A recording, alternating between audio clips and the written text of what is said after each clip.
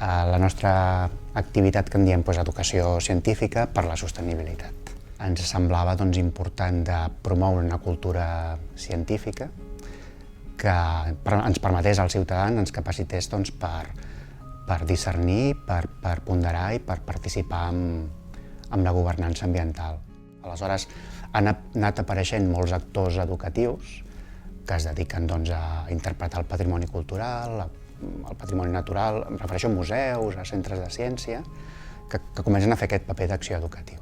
Llavors és aquí on nosaltres vam veure la possibilitat de col·laborar-hi a través de dissenyar, de gestionar, d'avaluar programes, projectes educatius que posessin en relleu el seu patrimoni, la seva activitat.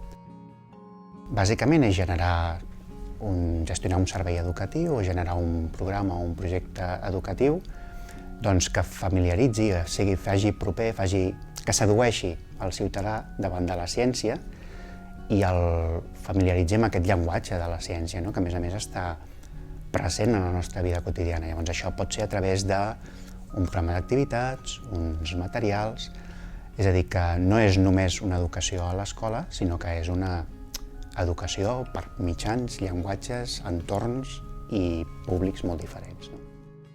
Era clar que havia de ser una activitat econòmica viable, havia de ser eficaç, però una mica, potser, en un primer moment, per un tarannà.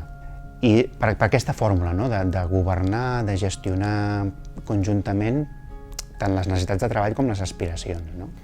I després, si vols una mica més enllà, a part de ser una fórmula per cobrir unes necessitats de supervivència d'un col·lectiu, també hi ha una vocació de transformació social de més abast.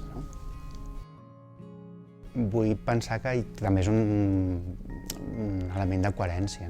Quan parles de sostenibilitat, ho parles a nivell ambiental, però també social i a nivell econòmic.